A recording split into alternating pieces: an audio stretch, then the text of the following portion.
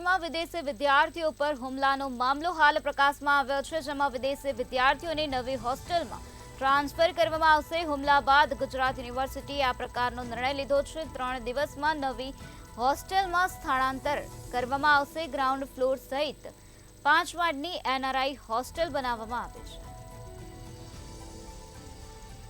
તો ગુજરાત યુનિવર્સિટીમાં વિદેશી વિદ્યાર્થીઓ પર હુમલો થયો હતો, તેમાં અત્યારે વિદેશી વિદ્યાર્થીઓની નવી હોસ્ટેલમાં આ વિદ્યાર્થીઓને ટ્રાન્સફર કરવામાં આવશે। હુમલા બાદ ગુજરાત યુનિવર્સિટીએ આ પ્રકારનો નિર્ણય લીધો છે।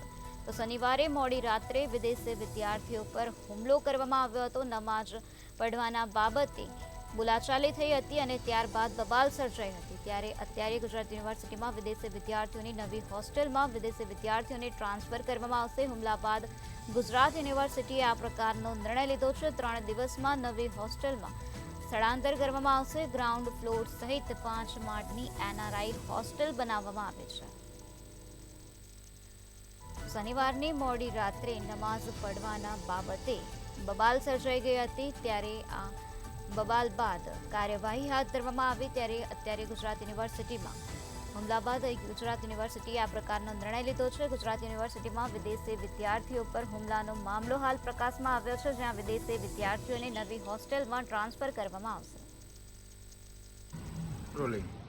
ગુજરાત યુનિવર્સિટીમાં વિદેશી વિદ્યાર્થીઓ પર થયેલા મારામારીના બનાવ બાદ ગુજરાત યુનિવર્સિટી તંત્ર જે છે તે સફાળું જાગ્યું છે અને જે વિદેશી વિદ્યાર્થીઓ છે તે લોકોને રાતોરાત નવી હોસ્ટેલ જે છે તે ફાળવી દેવામાં આવી છે। જો વાત કરવામાં આવે તો ગુજરાત યુનિવર્સિટી જે વિદેશી વિદ્યાર્થીઓ છે તે લોકોને નવી હોસ્ટેલમાં ટ્રાન્સફર કરવાના છે। જેમાં આપ જોઈ શકો છો એનઆરઆઈ હોસ્ટેલ જે છે તે બનીને તૈયાર છે અને હોસ્ટેલની અંદર વિદ્યાર્થીઓને સ્થળાંતર કરવામાં આવશે।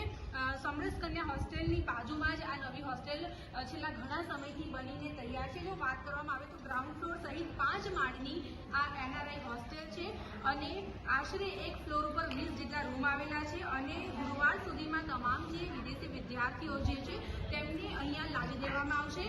જો વાત કરવામાં આવે તો જે ગુજરાત યુનિવર્સિટીમાં બનાવ બન્યો હતો, જેમાં વિદેશી વિદ્યાર્થીઓ જે છે તેમને નમાઝ પડતા હતા અને એક જૂથ આવીને તેમની જોડે મારામારી કરે છે। આ જે આખો બનાવ બન્યો હતો તેની નોંધ જે છે તે રાજ્યના ગૃહમંત્રી હર્ષ સંઘવીએ ખાસ લીધી હતી અને ત્યારબાદ જે ગુજરાત યુનિવર્સિટી તંત્ર છે તે સફાળું જાગ્યું હતું અને કમિટીની રચના પણ કરી હતી। સાથે જો વાત કરવામાં આવે તો આજે નવી એનઆરઆઈ હોસ્ટેલ આપ જોઈ રહ્યા છો એ બનીને સંપૂર્ણ રીતે તૈયાર છે અને આ હોસ્ટેલની અંદર 5 માળની આ હોસ્ટેલ છે અને 92 જેટલા રૂમ આ હોસ્ટેલમાં આવેલા છે અને 3 દિવસની અંદર જે વિદેશી વિદ્યાર્થીઓ જે છે એટલે કે ગુરુવાર સુધીમાં અહીંયા તેમને લાવી દેવામાં આવશે। તમામ સુવિધાઓથી સજ્જ એવી આ હોસ્ટેલ છે। આપ જોઈ શકો છો કે સીસીટીવી કેમેરા પણ લાગેલા છે। સીસીટીવી કેમેરા સહિત તમામ આધુનિક સુવિધાઓથી સજ્જ એવી આ હોસ્ટેલ છે અને આ હોસ્ટેલની અંદર જે વિદેશી વિદ્યાર્થીઓ જે છે તેમને લાવવામાં આવશે।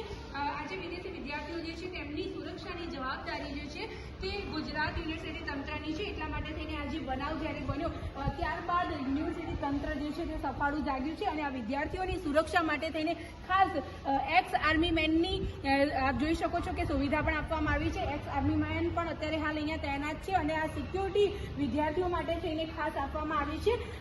અત્યારે હાલ જો વાત કરવામાં આવે તો નવો પરિપત્ર જે ગુજરાત યુનિવર્સિટીએ જાહેર કર્યો છે એની અંદર એક્સ આર્મી મેનની સુવિધા જે વિદેશી વિદ્યાર્થીઓને ખાસ મળશે તેવી તેમણે પરિપત્રમાં વાત કરી છે। જો વધારેમાં વાત કરવામાં આવે તો જે બનાવ બન્યો હતો જેમાં વિદેશી વિદ્યાર્થીઓ જે નમાઝ પડતા હતા અને તેમની ઉપર એક જૂથે આવીને મારામારી કરી અને તેમના રૂમમાં ઘૂસીને જે તેમના સાધનો હોય છે તેમાં તોડફોડ કરી। સાથે જો વાત કરવામાં આવે તો આખી જે ઘટના હતી આ ઘટના ખૂબ જ શરમજનક ઘટના કહેવાય।